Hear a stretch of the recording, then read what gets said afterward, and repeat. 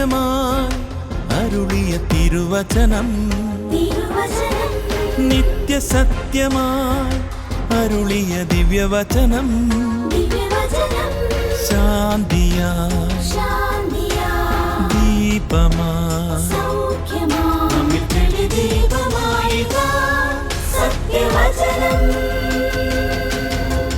വിടുതലായി രക്ഷയായി സത്യവചനം സത്യം സത്യമാ സത്യം സത്യമാ സത്യം സത്യമാ സത്യം സത്യമാ.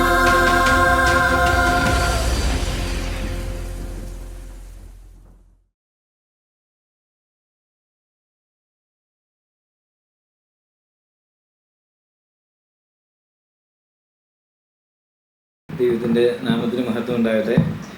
സാക്ഷ്യം എങ്ങനെ പറയണം എന്നുള്ളതിനെക്കുറിച്ച് എനിക്കൊരു പ്രയാസമുണ്ട്. കാരണം എന്താണെന്ന് വെച്ചാൽ പല രീതിയിൽ പറഞ്ഞാൽ ഒത്തിരി കാര്യങ്ങൾ പറയാനുണ്ട്. ഇൻ്റർവ്യൂ എടുത്തു കഴിഞ്ഞ ശേഷം തന്നെ വീണ്ടും ആഴ്ചയായിരുന്നു ഞങ്ങൾ കഴിഞ്ഞ ഇതിൻ്റെ തൊട്ട് മുമ്പത്തെ ആഴ്ച തിരുവനന്തപുരത്ത് സഭായോഗം കൂടി. അവിടെ ചെന്നപ്പം സാബുസോറിനും വിനിയും ഒന്നിച്ച് ലിൻസേരിയും കൂടെ ഒന്നിച്ചാണ് അന്ന് പറഞ്ഞത്. പല കാര്യങ്ങളും എനിക്ക് ഓർമ്മയില്ല. അപ്പോൾ അങ്ങനെ ഒരു പ്രശ്നം ഇതിൻ്റെ ശേഷം ഉണ്ടായിട്ടുണ്ട്. അതുപോലെ തന്നെ വളരെ ഫെമിലിയർ ആയിരിക്കുന്ന ചില വാക്കുകൾ ചില സമയത്ത് അങ്ങനെ ഓടി ചിലപ്പോൾ ഇപ്പോൾ പറഞ്ഞ് കുറച്ച് കഴിയുമ്പോൾ വീണ്ടും പറയാനൊക്കെ അങ്ങനെ ഒരു ബുദ്ധിമുട്ടൊക്കെ കിട്ടുന്നുണ്ട്. അതെന്താണെന്ന് അറിയില്ല. ചിലപ്പോൾ ഒരു പക്ഷേ ഇത്രയും ഡോസ് മരുന്നുകളെ അങ്ങോട്ട് ഇതിനകത്തൂടെ കയറി ഇറങ്ങി അങ്ങനെ പോയതാണല്ലോ, അതിൻ്റെ ഒരിതുണ്ട്. അപ്പോൾ അതുകൊണ്ട് ഞങ്ങൾ 2-3 ദിവസം ഒരുമിച്ചിരുന്ന് സംസാരിച്ച ശേഷമാണ് സണ്ണിസോറിനും കുടുംബവും ഞങ്ങളും സംസാരിച്ചിരുന്ന ശേഷമാണ് ഞങ്ങളങ്ങനെ ഏകദേശം സമ്മറി രീതിയിലൊന്ന് തയ്യാറാക്കിയത്. അതുകൊണ്ട് ജോർജിൻ മിൽസോറിന് എപ്പോഴും വിളിക്കുമ്പോൾ എന്നോട് പറയുന്നൊരു കാര്യമുണ്ട്, ചാർലി ഒരു പുസ്തകം എഴുതണം. കാരണം അദ്ദേഹം ഇങ്ങനെ ഓരോ ആഴ്ചയിലും വിളിച്ചതിനെക്കുറിച്ച് അന്വേഷിക്കുന്നയാളായിരുന്നു. അപ്പം സാബുസോറിനും ലിൻസോറിയും മിനിയൊക്കെ അന്ന് പറഞ്ഞത്, ഞാൻ വിളിച്ചെന്ന് പറഞ്ഞത് സോറിന് വലുത് ഓർമ്മയില്ല. അതുകൊണ്ടാണ് ഓരോ ദിവസവും അപ്ഡേറ്റ് ആയിട്ട് ഞാനിട്ട വോയിസുകളൊക്കെ അവിടെ ഉണ്ട്. അപ്പോൾ ആ വോയിസുകളുടെ വെളിച്ചത്തിലൊക്കെ നോക്കുമ്പോൾ ചില ദിവസങ്ങളിലെ ചില പ്രയാസങ്ങൾ അതൊക്കെ പലതും ഞാൻ അങ്ങനെ മറന്നു എന്നുള്ളതൊന്ന്. പിന്നെ ഈ പറഞ്ഞ പോലെ എൻ്റെ മുമ്പിൽ കടന്നുപോയ ദിവസങ്ങളൊക്കെ അങ്ങനെ ഒരു ട്രിപ്പ് കയറ്റുന്ന അതേ ഫീലിങ്ങിനപ്പുറത്ത് ഒന്നും ഉണ്ടായില്ല. ഇത് പറയുമ്പോൾ തന്നെ എന്നെപ്പോലെ അതിനുശേഷം ചെറിയ ക്യാൻസർ ബാധിച്ച ആളാണല്ലോ നമ്മുടെ രാജേക്കബ് സാറിനും ഇതേപോലെ തന്നെ അതിനെ ഹാൻഡിൽ ചെയ്തു എന്നുള്ളതാണ്. സഭയിൽ ആദ്യമായിട്ട് സാക്ഷ്യം പറഞ്ഞപ്പോൾ തന്നെ സവൻ വളരെ ചിരിച്ചോണ്ടാണ് പറഞ്ഞത്, എനിക്കും ക്യാൻസർ വന്നു കേട്ടോ എന്നൊക്കെ പറഞ്ഞ് സഹോദരൻ അതിനെ അങ്ങനെയൊക്കെ കണ്ടു. അപ്പോൾ അങ്ങനെ അങ്ങ് കണ്ടു എന്നുള്ളത് അതിനകത്ത് ഒരു കാര്യമാണ്. എന്നാൽ ഈ 2025 വർഷം പ്രിയമുള്ളവരെ ഞങ്ങളെ സംബന്ധിച്ച് വളരെ വളരെ അനുഗ്രഹത്തിൻ്റെ ഒരു വർഷം എന്ന് ഒരു തരത്തിൽ പുറകോട്ട് നോക്കിയിട്ട് പറയാം. എന്നാൽ സംഭവബഹുലമായിരുന്നു. 2 കാര്യങ്ങൾ ഞങ്ങളുടെ ജീവിതത്തിൽ പ്രധാനപ്പെട്ടത് നടന്നു. ഒന്ന്, ദൈവം ഞങ്ങൾക്ക് നല്ലൊരു വീട് അവിടെ വയ്ക്കുവാനായിട്ട് ദൈവം കൃപ ചെയ്തു. കയറി താമസത്തിനെന്ന് ഞാൻ പറഞ്ഞ ചില വാക്കുകളൊക്കെ പറഞ്ഞപ്പോൾ ക്ലീറ്റസ് അതിന് പുറമെ ക്രോസ് ചെയ്തു, ചെക്ക് വെക്കുന്ന പോലെ ചെയ്തു. എങ്കിലും എനിക്കറിയില്ല, ഈ വീടിൻ്റെ അവസാന സമയങ്ങളൊക്കെ വരുമ്പോഴത്തേക്കും ഭയങ്കര ക്ഷീണങ്ങളായിരുന്നു. അങ്ങനെ ക്ഷീണങ്ങൾ വന്നിട്ട് വെള്ളമൊക്കെ എന്തേരം കൊണ്ടുപോയാലും കുടിച്ചാലും അങ്ങനെ തീരുകയില്ലാത്ത രീതിയിലായിരുന്നു ക്ഷീണം. അങ്ങനെ ഇരുന്നപ്പോഴാണിത് പരിശോധിച്ചത്. അപ്പോൾ ആ സമയത്തൊക്കെ എനിക്ക് തോന്നി മിനിയുടെ ഒരു ആഗ്രഹം കൂടെ ആയിരുന്നു പാലായിലൊരു വീട് എന്നുള്ളത്. അപ്പം അങ്ങനെ വീടൊക്കെ വെച്ച് ഇനി ആദ്യം അവിടെ നമ്മളെ ശവസംസ്കാരം നടന്നാലും നമ്മൾക്ക് അങ്ങനെ പേടിയൊന്നുമില്ലല്ലോ. കാരണം നമ്മൾ അങ്ങനെയാണ് പോകുന്നതും പറയുന്നതും. ക്യാൻസർ രോഗികളെയും എല്ലാ രോഗികളെയും പോയി കാണുകയും പറയുകയൊക്കെ ചെയ്യുമ്പോൾ നമ്മൾ ഞാൻ പറയുന്നൊരു വാക്കുണ്ട്, സോര ഇല്ലേ ചേട്ടനിപ്പം ക്യാൻസർ പുറത്തുണ്ട്, ഇല്ലേ രോഗിൻ്റെ പുറത്തുണ്ട്, പക്ഷേ ഞങ്ങൾക്ക് ചിലപ്പോൾ ഇത് അകത്ത് കാണും, ഇപ്പം പുറത്ത് വന്നിരുന്നേ ഉള്ളൂ എന്ന രീതിയിൽ നമ്മൾ ആളുകളെ പറയുകയും ആശ്വസിപ്പിക്കുകയും അങ്ങനെ ഇടപെടുകയും ചെയ്യുന്നതായതുകൊണ്ട് അങ്ങനെ ഒരു നിസ്സാരതയോടെ തന്നെയാണ് ഞാൻ അതിനെയൊക്കെ കണ്ടത്. എന്നാൽ പ്രിയമുള്ളവരെ, ദൈവം എന്തോ അങ്ങനെ എൻ്റെ ഹൃദയത്തെയൊക്കെ ആ സമയങ്ങളിൽ ഡിസൈൻ ചെയ്തു. ഇല്ലെങ്കിലും മിനിയും പിള്ളേരും ഒക്കെ പറയുന്നതനുസരിച്ചാണെങ്കിൽ ഞാൻ ചെറിയ ജലദോഷപ്പനി വന്നാൽ പോലും മൂടി പൊതിച്ച് കിടന്നാൽ ഉടനെ ചാച്ച അമ്മേ എന്നൊക്കെ വിളിച്ച് അങ്ങനെ മുക്കൽ മൂളലും ഒക്കെ ആയിട്ട് കിടക്കുന്നയാളാണ്. പക്ഷേ ഇത്ര വലിയൊരു അസുഖം വന്നു കഴിഞ്ഞപ്പം അവിടെ ബോൺമാരോട് റിസൾട്ട് അറിഞ്ഞപ്പോൾ മുതൽ നമ്മൾ ചുമ്മാ കൂളാണ്. നമ്മൾ എന്താണോ ദൈവം അങ്ങനെ എന്നെ എൻ്റെ ഹൃദയത്തെ ഡിസൈൻ ചെയ്തു എന്ന് ഞാൻ ദൈവത്തിൻ്റെ മഹത്വത്തിനായിട്ട് പറയട്ടെ. അതുകൊണ്ടാണ് ഞാൻ ഈ ആശുപത്രിയിൽ പോയ സമയം, ഇത് അറിഞ്ഞ സമയം മുതൽ ദൈവത്തിൻ്റെ കൃപയെന്ന് പറയുന്നത് അങ്ങോട്ട് സന്നിസോനിപ്പോൾ ഓർപ്പിച്ച പോലെ കൃപ എന്ന് പറഞ്ഞു കഴിഞ്ഞാൽ കൃപ എന്താണെന്ന് കുറച്ചൊക്കെ ഒന്നുകൂടി ഒന്ന് മനസ്സിലാക്കാനായിട്ടിടയായി. എന്നാലും ദൈവത്തിൻ്റെ കൃപയുടെ ആഴമൊന്നും നമ്മളാരും ഇനിയും മനസ്സിലാക്കിയിട്ടുണ്ടെന്ന് എനിക്ക് തോന്നുന്നില്ല. പക്ഷേ ഞങ്ങളുടെ ജീവിതത്തിൽ ഈ ഒരു അസുഖത്തോടുള്ള ബന്ധത്തിൽ കൃപ ഇങ്ങനെ മഴ പോലെ പൊഴിയുന്നു എന്നൊക്കെ നമ്മൾ പറയുന്ന പോലെ കൃപയുടെ കവിഞ്ഞൊഴുക്കെന്ന് പറയുന്ന ഒക്കെ വാക്കുകളൊക്കെ അതിൻ്റെ ഒക്കെ അപ്പുറത്താണ്. കാരണം ഞാനും പ്രതീക്ഷിക്കുന്നില്ല ഇങ്ങനെയൊക്കെ. അതുപോലെ സഹോദരങ്ങളുടെ സ്നേഹം, ദൈവമക്കളുടെ കരുതൽ, എൻ്റെ പ്രിയമുള്ളവരെ, അങ്ങനെ പറഞ്ഞാൽ ഒത്തിരി കാര്യം ആ നിലയിൽ പറയുവാനായിട്ട് എനിക്കുണ്ട്. പക്ഷേ എൻ്റെ ഒരു സാക്ഷ്യം എന്ന് പറയുമ്പോൾ ഞാൻ പൊതുവെ ചിന്തിക്കുന്നത് ഇങ്ങനെയാണ്: സുവിശേഷത്തിന് വേണ്ടി ഒരു സാക്ഷിയായി ജീവിക്കുക എന്നത് മാത്രമാണ് എൻ്റെ ശരിയായ ഒരു സാക്ഷ്യം. കാരണം എൻ്റെ ഹൃദയം അങ്ങനെയാണ് ഡിസൈൻ ചെയ്തത്. ഞാൻ ഒരു പ്രസംഗകനല്ല, വലിയ പഠിതാവല്ല, ലോകമെങ്ങും പോയി സകല സൃഷ്ടികളോടും സുവിശേഷം അറിയിക്കുക. അപ്പോൾ ഇത് നമ്മളാൽ എങ്ങനെ സാധിക്കും എന്നുള്ള ആ ഒരു ചിന്തയിൽ അങ്ങനെ നടക്കുമ്പോഴാണ് നമ്മൾ ഈ മിനിസ്ട്രിയിലൂടെയൊക്കെ കടന്നു വരികയും ഈ എയറിലൂടെ സുവിശേഷം അറിയിക്കാം എന്നുള്ള ചിന്തയൊക്കെ വന്ന്, അപ്പോൾ അതിനുവേണ്ടി എന്തെല്ലാം ചെയ്ത് ജീവിക്കാമോ എന്നുള്ള വലിയൊരു ചിന്ത അങ്ങനെ മുന്നോട്ട് വരുവാൻ ഇടയായി എന്നുള്ളത് ഓർത്ത് ദൈവത്തെ സ്തുതിക്കുന്നു. അപ്പോൾ എൻ്റെ രോഗപ്രയാസങ്ങളുടെ നടുവിലുള്ള സാക്ഷ്യത്തെക്കുറിച്ച് ഞാൻ അധികം വിശദീകരിക്കുന്നില്ല. കാരണം ചുരുക്കമായിട്ട് ചില കാര്യങ്ങളൊക്കെ എടുത്തു പറയാം, അതിൽ പറയാത്തതൊക്കെ എന്ന് മാത്രം ഞാൻ വിചാരിക്കുകയാണ്. ഒത്തിരി ദൈവിക കരം സ്പർശം അനുഭവിക്കാനായിട്ടിടയായി. അപ്പം സാധാരണഗതിയിൽ ലുക്കീമിയ എന്നൊക്കെ കേൾക്കുമ്പോഴൊക്കെ ആൾക്കാർ പറയുന്നതനുസരിച്ചാണെങ്കിൽ പേടിക്കും. മിനിയൊക്കെ പേടിച്ചു എന്നാണ് പറയുന്നത് ഭയങ്കരമായിട്ട്. എനിക്ക് അങ്ങനെയുള്ള അനുഭവങ്ങളൊന്നും കാണാത്തത് കൊണ്ട് ഞാൻ അങ്ങനെയൊന്നും പേടിച്ചില്ല. ഞാൻ ഡോക്ടറോട് ചോദിച്ചപ്പോൾ ഡോക്ടർ പറഞ്ഞു ഇങ്ങനെ ഒക്കെയാണ് ഉണ്ടാകാൻ സാധ്യതയുള്ളതെന്ന് പറഞ്ഞു. അപ്പം ഞാൻ ഡോക്ടറെ നോക്കുമ്പം ബിലീവേഴ്സ് ചർച്ചിലാണ്, ഹോസ്പിറ്റലാണല്ലോ. അപ്പോൾ ഡോക്ടറുടെ മേശപ്പുറത്ത് ഒരു വാക്യമൊക്കെ വെച്ചിട്ടുണ്ട്. അപ്പോൾ ഞാൻ ചോദിച്ചു, ഡോക്ടർ ബിലീവറാണോ എന്ന് ചോദിച്ചു. ഞാൻ ബിലീവറാ, മാർത്തോമ ചർച്ച അല്ല പോകുന്നതേ ഉള്ളൂ എന്ന് പറഞ്ഞു. അപ്പോൾ ആ വാക്യം എന്തോ ഇംഗ്ലീഷായിരുന്നു, ഞാൻ ഓർക്കുന്നില്ല.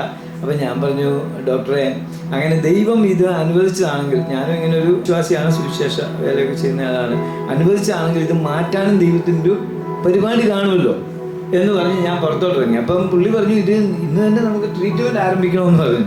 ഇന്ന് തന്നെ നമുക്ക് കീമോ സ്റ്റാർട്ട് ചെയ്യാമെന്ന്. ഞാൻ പറഞ്ഞു, എനിക്കോ ഒന്നുകൂടെ ആലോചിക്കാനൊക്കെ ഉണ്ട്, മക്കളൊക്കെ ഉണ്ടല്ലോ. അത് കഴിഞ്ഞ് ഞങ്ങളിങ്ങനെ പുറത്തോട്ടിറങ്ങിയപ്പം ഈരാറ്റുപേട്ടയിലെ രാജൻ സാറിനൊക്കെ ഉണ്ടായിരുന്നു. അവരും ഇനിയും ആയിട്ട് സംസാരിച്ചു. അത് കഴിഞ്ഞ് പുറത്തോട്ടിറങ്ങി കഴിഞ്ഞ് ഡോക്ടർ സാറിന് തിരക്കുള്ള ആളല്ലേ. എന്നിട്ട് ഞങ്ങൾ പുറകെ ഇറങ്ങി വന്നിട്ട് ചോദിച്ചു, എങ്ങനെയാണ് കാര്യങ്ങൾ എന്ന് ചോദിച്ചു. അപ്പോൾ ഞാൻ പറഞ്ഞു, സാറേ എന്താണേലും ഇന്ന് അഡ്മിറ്റ് ആവുകയോ അങ്ങനെയുള്ള കാര്യങ്ങളൊന്നും ചെയ്യുന്നില്ല എന്ന് പറയും. അപ്പോൾ ഡോക്ടറിന് തന്നെ ഒരു എന്താ പറഞ്ഞ ഒരു സങ്കടത്തോടെയാണ് നമ്മളെ അങ്ങ് പറഞ്ഞു വിടുന്നത്. 85% ഉണ്ട് റെഡ് സെൽസിന് പകരം വൈറ്റ് സെൽസ്. വിട്ടു കഴിഞ്ഞ് ഞങ്ങൾ ഈ പറഞ്ഞ പോലെ വീട്ടിൽ വന്നു ചിന്തിച്ചു. അപ്പോൾ തിരുവനന്തപുരത്ത് നീ പറഞ്ഞ പോലെ സാബുസോറിനൊക്കെ പറഞ്ഞു, എന്താണല്ലോ RCCയിലേക്ക് പോവാ, ഇവിടെയാണ് ഞങ്ങളുമൊക്കെ ഉണ്ടല്ലോ. അപ്പം ദൈവം അനുവദിച്ച് RCCയിലേക്ക് എന്നുള്ള തീരുമാനം നല്ലതായിരുന്നു. എന്നെ ചികിത്സിച്ച ഒരു ഡോക്ടർ എന്ന് പറയുന്നത് ഡോക്ടർ സുഗീത് MT എന്നാണ് പേര്.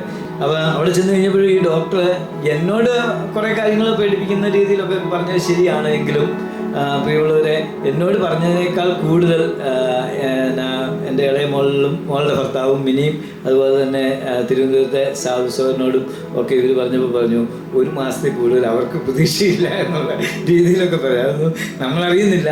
അത് കഴിഞ്ഞ് ഇങ്ങനെയൊക്കെ കാര്യങ്ങൾ പറയുമ്പം ഡോക്ടർ ഈ പറഞ്ഞ പോലെ ആ ഡോക്ടർ ഇങ്ങനെ സംസാരിച്ച് കഴിഞ്ഞപ്പോൾ എന്നോട് ചോദിച്ചു, ഇതിന് വലിയ ട്രീറ്റ്മെൻറ്റാണ്, വലിയ പൈസയൊക്കെ ആകും, 10-15 ലക്ഷം കുറഞ്ഞതാകും, അപ്പോൾ അതൊക്കെ ഉണ്ടാവുമോ, ഇങ്ങനെയുള്ള കുറേ കാര്യങ്ങളൊക്കെ പറഞ്ഞു. 3 തരത്തിലുള്ള ട്രീറ്റ്മെൻറ്റിനെ കുറിച്ച് പറഞ്ഞു. ഞാൻ സാക്ഷ്യത്തിലും പറഞ്ഞിട്ടുള്ളത് കൊണ്ട് അധികം പറഞ്ഞില്ല. ഒറ്റ ദിവസം കൊണ്ട് 7-8 ഡോക്ടർമാരെ കണ്ട് ഏകദേശം 10-12 ടെസ്റ്റുകൾ എല്ലാം പിടപെടാന്ന് ചെയ്ത് അവരെനിക്ക് അഡ്മിഷൻ തരാമെന്ന് പറഞ്ഞു. ഉച്ചയ്ക്ക് തന്നെ ആദ്യത്തെ ഇത് കണ്ടു കഴിഞ്ഞപ്പോൾ തന്നെ കീമോ സ്റ്റാർട്ട് ചെയ്തു. അങ്ങനെ കീമോയുടെ ഗുളികകൾ. അപ്പോൾ ആ ഗുളികകളൊക്കെ ആയിട്ട് വൈകിട്ട് വീട്ടിൽ ചെന്നപ്പോഴാണ് ലിൻസോരി പറയുന്നത്, ഇത് കീമോ സ്റ്റാർട്ട് ചെയ്തു എന്ന് പറയും. കീമോയുടെ കൂടിയ ഗുളികകളാണ് തന്നിരിക്കുന്നത്. അപ്പം ഡോക്ടറെ കണ്ട് ഒരു 10 മിനിറ്റ് കഴിഞ്ഞപ്പോൾ മുതൽ അവർ ഒരു വിധത്തിൽ പറഞ്ഞു കഴിഞ്ഞാൽ കീമോ സ്റ്റാർട്ട് ചെയ്തു. റൂം കിട്ടുവാണെങ്കിൽ ഞാൻ ട്രീറ്റ്മെൻറ്റ് ആരംഭിക്കാം, അല്ലെങ്കിൽ ബുദ്ധിമുട്ടാണെന്ന് പറഞ്ഞു. പിറ്റേ ദിവസം മുതൽ ദൈവം സഹായിച്ച് അഡ്മിഷൻ തന്നു. അപ്പോൾ അങ്ങനെ പറയുമ്പോൾ ഇതൊന്നും നോക്കാൻ ഇപ്പം നമ്മൾ ആരോടും റെക്കമെൻഡ് ചെയ്യാൻ പോയില്ല.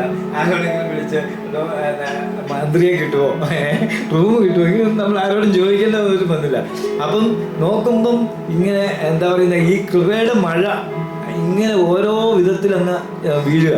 ഈ സത്യമായി എന്ന പരിപാടി തുടങ്ങിയത് അതിലൂടെ എന്നെ പരിചയമുള്ള ആളുകളുടെ വലിയൊരു കൈത്താങ്ങലുകളും സ്നേഹവും ഒക്കെ വർണ്ണിക്കാൻ പറ്റാത്ത വിധത്തിലാണ്. കാരണം ഞാൻ കണ്ടിട്ടില്ലാത്ത പലരും ഈ ഫോളോ അപ്പിൻ്റെ ഇടയിലൊക്കെ പരിചയപ്പെട്ട ചില സഹോദരിമാർ, നമ്മുടെ സഹോദരിമാർ തന്നെ എന്നെ പരിചയപ്പെടുത്തി ഒക്കെ കിട്ടിയ നമ്മുടെ സഹോദരങ്ങളുടെ ഇടയിൽ നിന്നൊക്കെയുള്ള ആ നിലയിലുള്ള കരുതലുകൾ എന്ന് പറയുന്നത് എത്ര ചിന്തിച്ചാലും മതിയാകാത്ത വിധത്തിലാണ് എന്ന് ഞാൻ ദൈവനാമ മഹത്വത്തിനായിട്ട് പറയട്ടെ. അങ്ങനെ ആ സാമ്പത്തിക കാര്യങ്ങളെ സംബന്ധിച്ചും ഈ പറഞ്ഞ ജോർജ് ഫിലിപ്പ് സഹോദരനും സാബു സഹോദരനും കൂടെ ആ കാര്യങ്ങൾ ചെയ്തു. അതും ദൈവം അവിടെയും നല്ല രീതിയിൽ ആ കാര്യങ്ങളൊക്കെ ഡയറക്റ്റ് ചെയ്തു എന്നുള്ളതിന് വലിയ ദൈവത്തിന് മഹത്വം കരയേറ്റേണ്ടതായിട്ടുണ്ട്. എത്ര നന്ദി പറഞ്ഞാലും സ്തുതിച്ചാലും അത് വരാത്ത വിധം. അതുപോലെ തന്നെ എന്താ പറയുന്നത്, ദൈവമക്കളുടെ പ്രാർത്ഥനയുടെ ഒരു ശക്തി എന്ന് പറയുന്നതും ശരിക്കും അനുഭവിച്ചു. ഞാനെ കുറച്ചൊക്കെ ഇച്ചിരിയൊക്കെ പ്രാർത്ഥിക്കുമെന്ന് പറഞ്ഞാലും ഈ പ്രാർത്ഥനയുടെ ശക്തി എന്നൊക്കെ പറയുന്നത് അങ്ങനെ അനുഭവിക്കാനായിട്ട് ഇടയായതും അനേക സഹോദരിമാരും മിനിയുടെ ഫോണിലും എൻ്റെ സഹോദരന്മാരും അങ്ങനെയൊക്കെയുള്ള ഒരു ഇഷ്ടംപോലെ മെസ്സേജുകൾ ഇടുക, ഓരോ കാര്യങ്ങളൊക്കെ പറഞ്ഞ്. അപ്പോൾ അതിലൊക്കെ ചിലതൊക്കെ കേട്ട് കഴിഞ്ഞപ്പം ഞാൻ വിചാരിച്ചു എന്നോട് ഈ മനുഷ്യർക്ക് സഹോദരന്മാർക്കൊക്കെ ഇത്രയും സ്നേഹമുണ്ടോ എന്ന് ഞാൻ അന്തിച്ചു പോയി. പ്രത്യേകിച്ച് തിരുവനന്തപുരം സഭയെക്കുറിച്ചൊക്കെ ഞാൻ വർണ്ണിക്കാനെടുത്താലും 1 മണിക്കൂറേലും എടുക്കണം കേട്ടോ. അവർ ചെയ്തു തന്ന ത്യാഗോജ്ജലമായിരിക്കുന്ന ശുശ്രൂഷ എന്ന് പറയുന്നത് വർണ്ണനാതീതമാണ്. ഞാൻ ഈ പറഞ്ഞ പോലെ ഇടയ്ക്കൊരു ദിവസം ഗീതസോറിനെ ഫോൺ വിളിച്ചിട്ട് പറഞ്ഞു, എനിക്ക് സൗഖ്യം കിട്ടുകയാണെങ്കിൽ ഈ ഇപ്പൊ ഇരിക്കുന്ന ഈ ശരീരത്തോടെ, ഇപ്പൊ ശരീരത്തിനുള്ള കുഴപ്പമുണ്ടോ പുറമേ കാണാൻ? ഇല്ലല്ലോ, അന്നുള്ള പോലെയൊക്കെ തന്നെയല്ലേ ഉള്ളൂ. ചില വിളിച്ച് ഭയങ്കര കൂടുതലാണ്. അതൊഴിച്ച് ദൈവം സഹായിച്ച് ഞാൻ സഹോദരനോട് പറഞ്ഞു, ചില സഹോദരങ്ങളോട് പറയുന്നത് നല്ലതാ, എനിക്ക് തിരിച്ചു വരുവാണെങ്കിൽ ഇതേപോലെ ഇരിക്കണമെന്ന്. അപ്പോൾ സഹോദരൻ പറഞ്ഞു, അങ്ങനെ ഒത്തിരി പേരോട് നമുക്ക് പബ്ലിക് ആക്കിയില്ലെങ്കിലും പ്രാർത്ഥിക്കുന്നവർക്ക് നമുക്ക് പ്രാർത്ഥിക്കാമെന്ന് പറഞ്ഞു. അപ്പോൾ എന്താണെങ്കിലും സഹോദരനും പ്രാർത്ഥിച്ചു, ഞാനും പ്രാർത്ഥിച്ചു. ചുരുക്കം കുറച്ച് ആളുകളോട് ഞാൻ പറഞ്ഞു, പ്രാർത്ഥിക്കുമ്പോൾ ഇതുപോലെ തന്നെ ആരോഗ്യത്തോടെ തിരിച്ചു വരാൻ ദൈവം ഇടയാക്കണേ എന്ന് പ്രാർത്ഥിക്കണമെന്ന് പറഞ്ഞു. എന്താണേലും ദൈവം അതും അത്ഭുതകരമായിട്ട് പ്രവർത്തിച്ചു. എനിക്കറിയാം, ഭക്ഷണം കഴിച്ചില്ലേ നമ്മൾ ക്ഷീണിക്കും. ചിലപ്പോഴൊക്കെ നമ്മുടെ ഈ തൊലിയൊക്കെ ഇങ്ങനെ തൂങ്ങി പല ക്യാൻസർ രോഗികളെ നമ്മൾ കാണാൻ പോയിട്ടുണ്ടല്ലോ. പിന്നെ അങ്ങനെ ഇരിക്കുക, അല്പം ഡാർക്ക് ആകുക, ഇതൊക്കെ ഒന്നും ആകാതെ ഇരിക്കണം എന്നുള്ളത്. അതിന് ഒരു വിധത്തിൽ ഈ പറഞ്ഞ പോലെ ഭക്ഷണം കഴിക്കാൻ മേലാത്ത വിധത്തിൽ കരഞ്ഞൊക്കെ കഴിഞ്ഞപ്പോഴത്തേക്കും പിറ്റേ ദിവസം സാബു സഹോദരൻ വാട്സാപ്പ് ഗ്രൂപ്പൊക്കെ ഇട്ട് പുതിയ പരിപാടി പ്ലാൻ ചെയ്തു.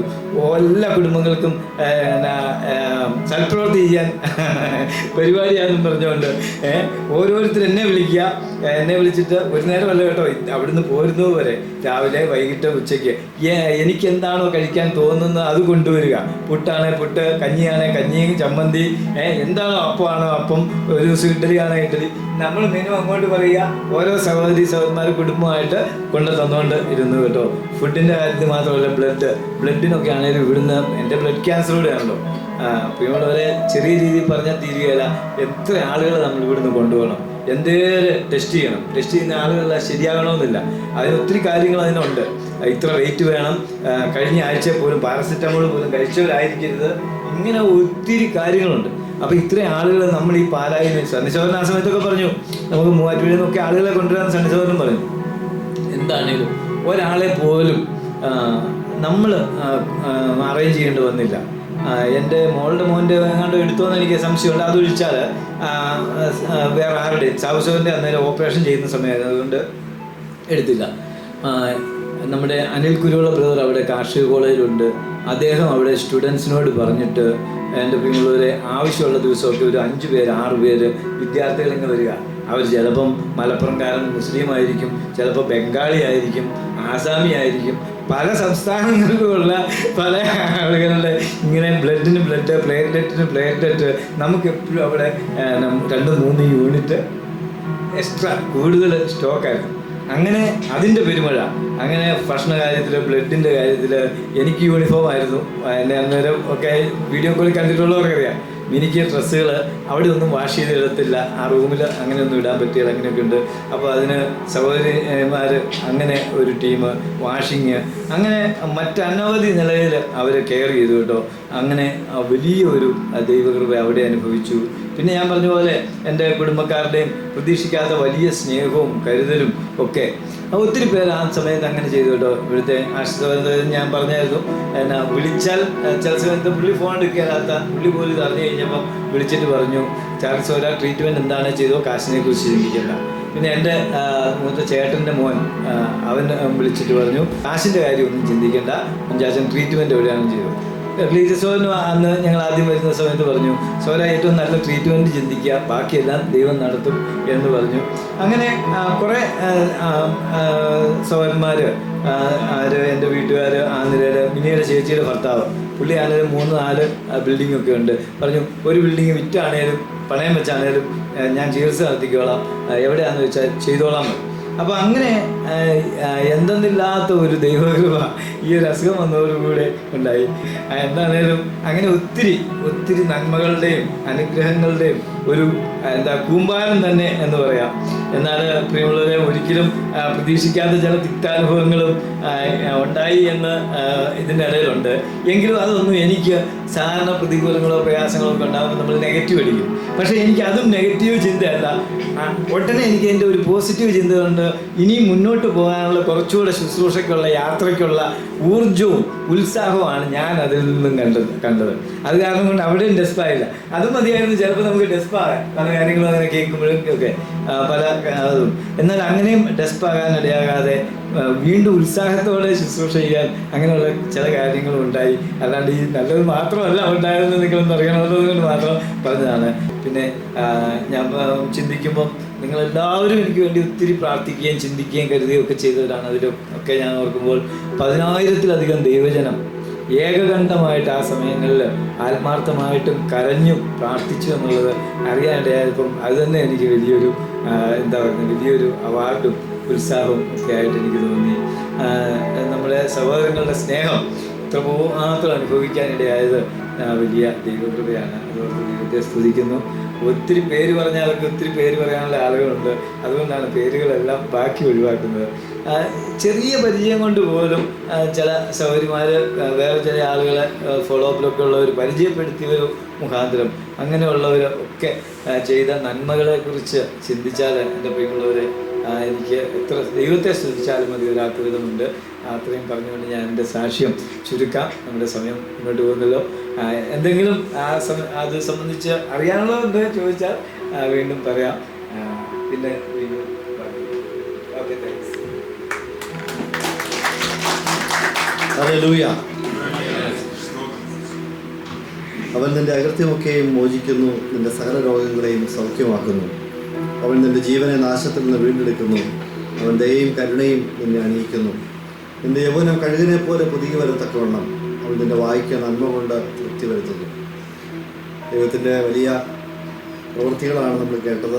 ദൈവത്തിൻ്റെ കൃപയെക്കുറിച്ചാണ് നമ്മൾ കേട്ടത്. പല സഹോദരനെ ഓർത്ത് കർത്താവിന് സ്തോത്രം ചെയ്യുന്നു. സത്യം സത്യമാ